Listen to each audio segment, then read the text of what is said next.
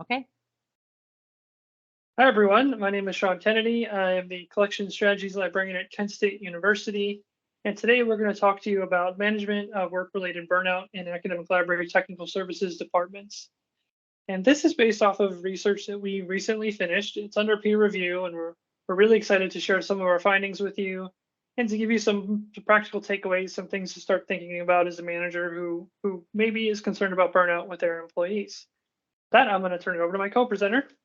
Hi, I'm Melanie McGurr, and thanks for joining us. And I'm an Associate Dean of Technical Services at University of Akron. First, we're going to share our land acknowledgement with you and give you a moment to take a look and read it. But I wanted to emphasize that Sean and I are both making a commitment to adding more resources on Indigenous peoples to our library, and especially those resources centered on the Erie and the Kaskaskia tribes. Okay. So we're going to discuss a little bit our work-related burnout research. Our scope was academic library technical service workers from the manager's perspective. So our sample was 126 current academic library technical services managers. Their average academic librarian experience was 18.34 years, and their average time in their current supervisory role was 8.17 years. 8.17 years, sorry. So we have an audience in participants in the survey who are experienced as academic librarians, but also bring a lot of experience as managers to the survey. So our goals were to measure burnout incidents according to the managers, understand symptoms of burnout as observed by managers, and to analyze typical management practices and how those interact with burnout. We use the following definition of burnout, which came from Christensen et al.'s 2005 article.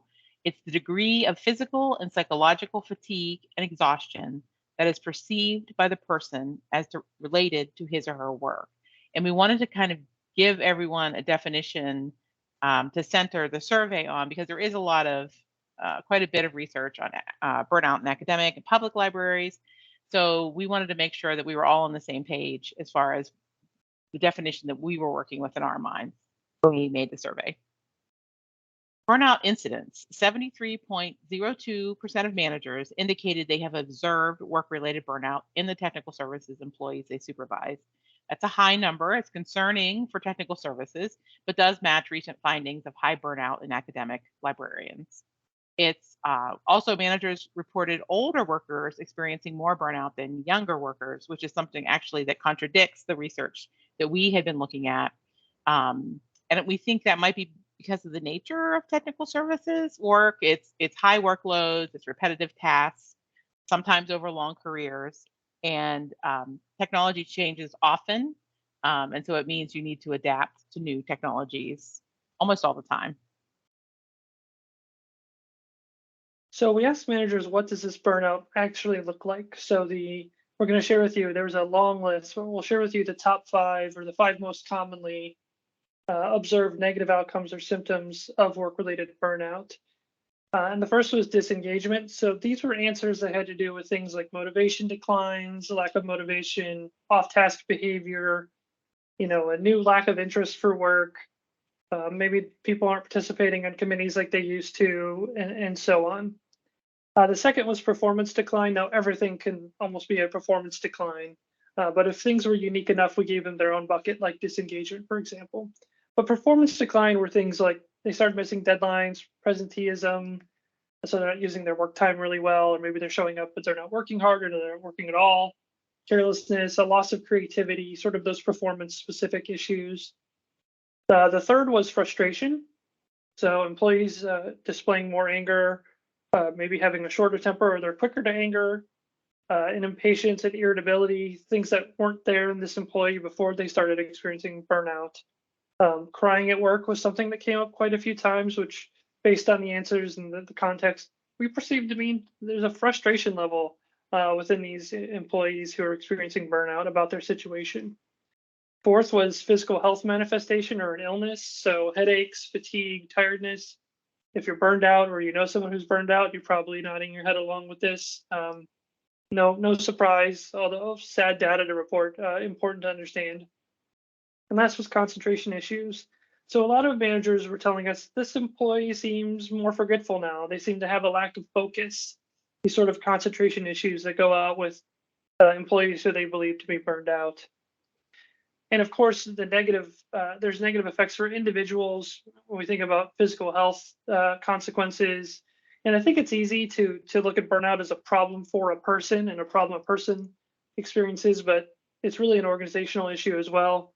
So these things affect organizational goals as well as the individual.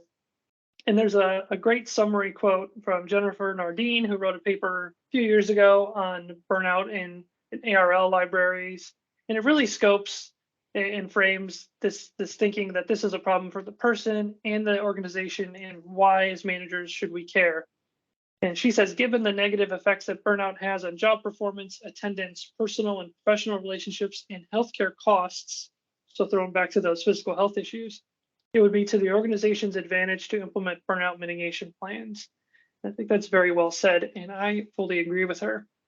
So we can't share everything from our study. However, we want to point out some quick themes.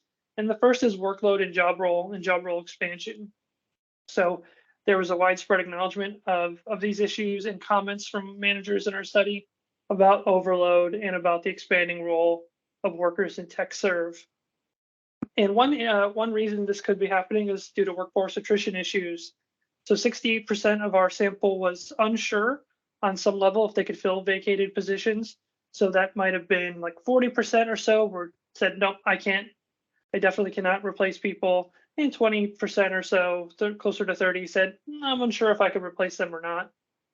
And then related, technical services work often needs to be absorbed, not abandoned. So often that job, has duties that have to get done for the library to function. So we had 82% of managers report that their technical services workers have had their technical services roles expand. On top of that, we had managers telling us about tech serve workers who are working in public services or helping cover reference or chat ref and things like that.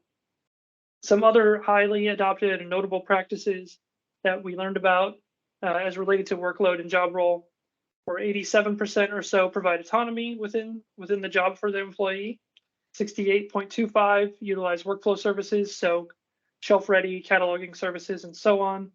And just a little over 61% said, hey, I actively try to find and intervene on issues like overload. So trying to tell my employee, when you hit your 8 hours, go home, or I try to help them with their tasks and these sort of things. The second major theme was communication and training. So across our entire study, we looked for things that managers could reasonably make an impact on. A lot of stuff is not within the manager's scope of control, but we looked at work stressors, characteristics of the job, providing resources, and communication. And in all those areas, we heard about professional development funds and skill acquisition, training, and increasing communication. So we had 87.3% said that they talk with their employees about burnout and work stress. This was very positive to see.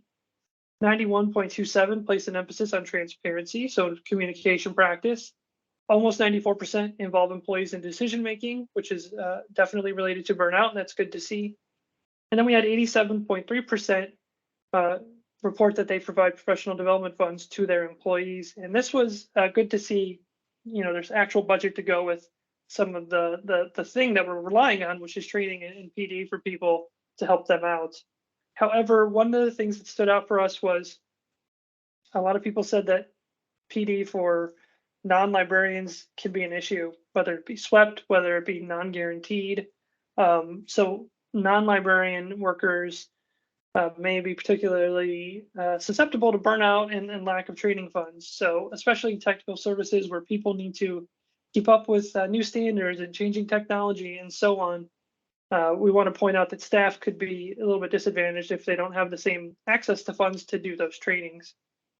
And so 4 quick takeaways of research supported strategies and things we're seeing in our research that you could do or just reinforce your current practices as related to burnout. Communication and involvement in decision making, look to ramp that up. Workload and job stress reduction, so anything you can do, whether it's flexible deadlines to help time stress, work-life balance practices, those will all help. Autonomy is huge for employees, maybe particularly in tech serve, where people need to do creative problem solving, work on special projects, tackle high volume tasks. They may want that autonomy to go about directing their own work in that way. And social support, especially for managers, is something that is big for impacting burnout. So this could look like lots of different things, but mentoring, active listening, giving them a safe space to rant about an issue they're having, all could help. So that's our 10-minute lightning talk on burnout. We hope you learned some things. We thank you for listening. Ask us questions in the Q&A, or feel free to email us at any time, and we'd be happy to talk to you. Thank you. Thank you.